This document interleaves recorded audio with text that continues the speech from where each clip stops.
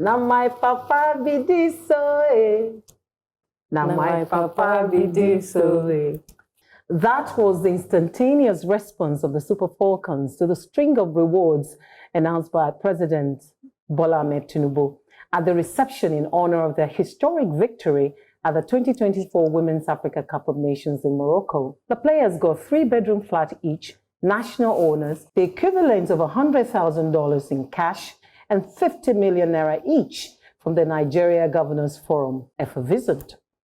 A reward that reflects the mood of the nation in celebration of players with one of the greatest comebacks in footballing history in Africa. As I watched highlights of that ceremony, though, 3 things jumped at me. They are the matters arising that I present today.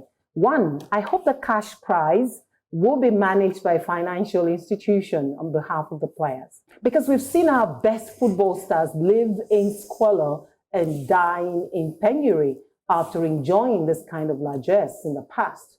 Think Christian Chukwu, think Peter Rufai, Rashid Yekini, and more. President Tinubu and his minders seized the moment, no doubt, knowing that Nigeria is a footballing nation and this reward is long coming for the Super Falcons. Unforgettable? Yes. I believe the money is too much. Columnist and former MD, Guardian newspaper, Martins Oloja, in an article titled Super Falcons, Super Reward Without Super Future, echoed my thoughts. Hear him. The Super Falcons received $100,000 each, while doctors earn between 200,000 naira and 250,000 naira monthly, roughly between 128 and 160 US dollars. Teachers earn as low as 45,000 naira monthly, approximately 29 US dollars. Most police operatives and officers earn between 51,000 and 75,000 naira monthly, roughly 33 to 48 US dollars. The total reward amount could pay the monthly salaries of 16,000 doctors, 66,000 teachers, and 78,000 police officers, respectively. Thirdly, sporting infrastructure. Morocco invested their $25 million prize money from being the first African country to reach the FIFA World Cup semi-finals in the mind-blowing Mohammed VI football complex, a testament to their growing football success and influence in Africa. That was income from football investment. Fourth, sustainability. The Tigress players received the same reward for their Afro-Basket win. Now Nigerians await rewards for Faith Odusi and Nafisa Abdullahi Aminu for their global wins as well. So surely, President Tinubu needs to reassess these matters arising urgently. First, that is disproportionate. I do not agree, although it's a matter of opinions, and everyone is entitled to theirs, but generally, there are conventions, there are international best practices, and there are pedigrees, right? And I don't think $100,000 is over the top. Secondly, I can't believe I heard you say the money should be given to institutions to manage for them. Did you really say that? Yes, I did. Because it's just so much. We've seen this before. Let him talk now. I find that a bit ridiculous. He asked me a question. Now, if you want to advocate that because of the examples you gave, our athletes and people in semi or informal sectors that have done something for the country should have something like a pension scheme so that some social welfare net in case of when they need them. It's fine. Yeah. You can advocate for that because they are not civil servants or public servants. But to say that the cash was given to them should be managed for them, I think it is infantilizing. Yeah, then I'm trying to take them point by point. Now, the comparison with other professions, doctors, teachers, nurses, you see, those are real issues.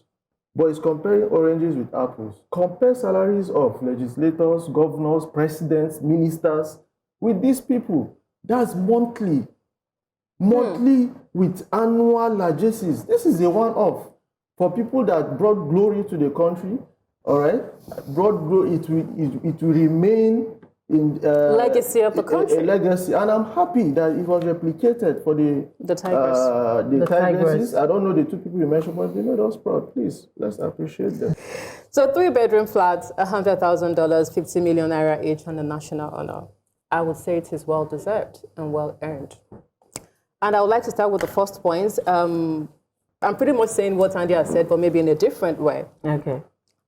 It's fine to advocate for professional financial advice, but we cannot say professional financial management.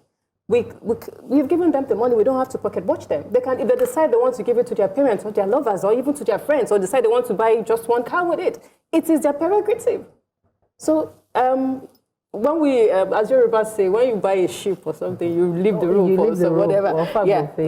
So when you're giving someone something, it's up to them to decide what it is they want to do with it. But yes, I advocate for professional financial advice because these people are young people and they probably haven't been exposed to that amount of resources before.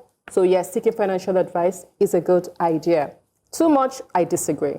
We need to normalize rewarding exceptional performance exceptionally. When we say Nigerians are mediocre, again, there is no incentive to be great across all the sectors. So when we see greatness, it's important to celebrate them and let them know, yes, when you do great things, we reciprocate with great things. They have brought honor to the country, and it's okay to reward and support them. You made an example of Morocco investing in the sports infrastructure with their prize money. Again, this is not the prize money.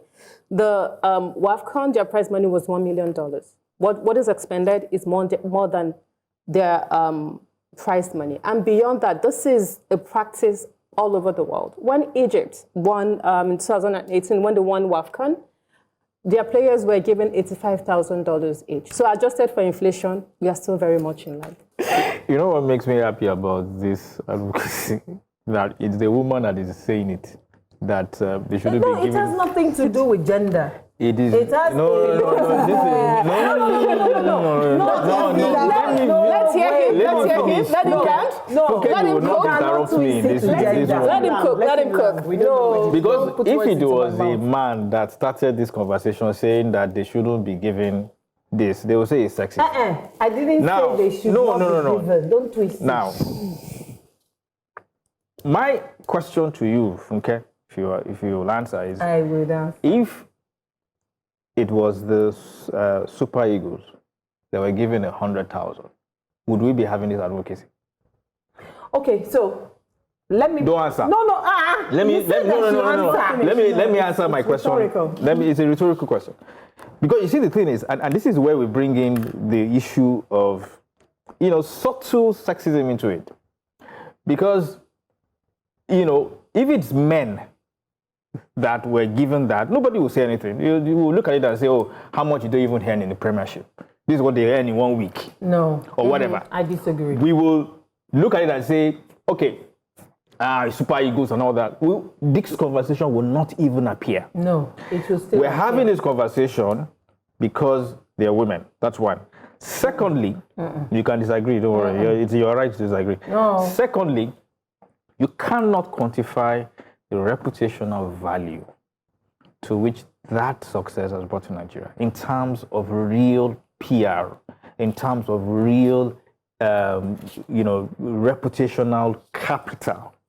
Okay, that Nigeria as a country right now, the Tigers, the Super Falcons, gain Nigeria globally. There is Okoronkwo Esther, right? She plays for a club in Toronto, I think. They were constantly pushing her videos, constantly tweeting, constantly, promoting her. Then what Nigeria got from, that goodwill, you can't quantify it. So if we say we give them $100,000, I think it's fair. I think it's fair value. They got $1 million. Okay, so net it off, and it's still not so much to give. And I agree with Andy when he says you're comparing apples to oranges when you make this comparison. I hate it a lot. Sometimes it's like, look, we're smarter than this. Let's not be doing all this analysis of... No, we have to do the analysis. How much are we paying doctors? Look, when you do those kind of things, you diminish the quality of the argument. Because like Andy said, it's a one-off. You will always have instances where you need to make certain, you need to do something in terms of an indicator of something. It doesn't necessarily mean the price has to be micro broken like that, because you cannot quantify the value you get from that whole enterprise. But again, like I said, I'm happy that it is you, a woman, that is raising it. No. You cannot be that. Thank you very much. No, Amaka is going last. No, I would not allow her to go, because I have to associate myself from what you're twisting it to be. That's not what I said. What I said is it's too much for the economy that we have right now. I'm not saying don't give them. I'm not saying it is wrong to give them. So don't twist it. And this has nothing to do with gender. It has everything to do with the economic situation of this country. I have chosen to go last because I got hung up on one point that may not be central to the advocacy, but I think is a critical point. How can we have faith in the Nigerian naira currency when our president is rewarding Nigerian citizens in the currency of another nation? I know he said equivalent. Yeah, but why the announcement was they said 50 million from the Nigerian governors. You shouldn't have mentioned the Could it be? I'm just telling you that the prize money, so that people globally will. They could. Why did they say it's a very important? Yes. When Egypt made their announcement, they did $85,000. They don't spend dollars in Egypt. No, what I'm saying in essence is it is an international tournament, and the prize money itself was in dollars. See, but anyway, yes, you have a point. You know, they can translate it. I'm just saying, as Nigerians, this is an opportunity. We have just won a global tournament. All eyes are on us. And the way that it was reported, even in Nigerian newspaper, is that $100,000. And I believe that's why it's a round figure. The way we have been told that the Nigerian governors gave 50 million naira, even if it is 1.5 billion naira. I understand what you're saying. I'm hung on this. That's all I have to say about this. Although that's not in my advocacy. That's why I said. Yeah. So I'm back to Inka. We need to move on. No. We're not moving on because we're not done. I mentioned Faith Odusi and Nafisa. Both of them are women. So I don't understand what you're saying about gender. The thing is, Nigerians are calling for these two people, these two ladies or young ladies, to be rewarded as well. Or is it that we all must go into sports to be recognized as extraordinarily talented? That's the point I'm making. They say start as you mean to continue. That speaks to sustainability of this largesse. Precedent serves as an authority in law because it's a measure of an acceptable standard. Yes, Funke, it speaks volumes that acceptable standards seem to be lacking when it comes to how we value and plan for our human capital, the most valuable resource of all.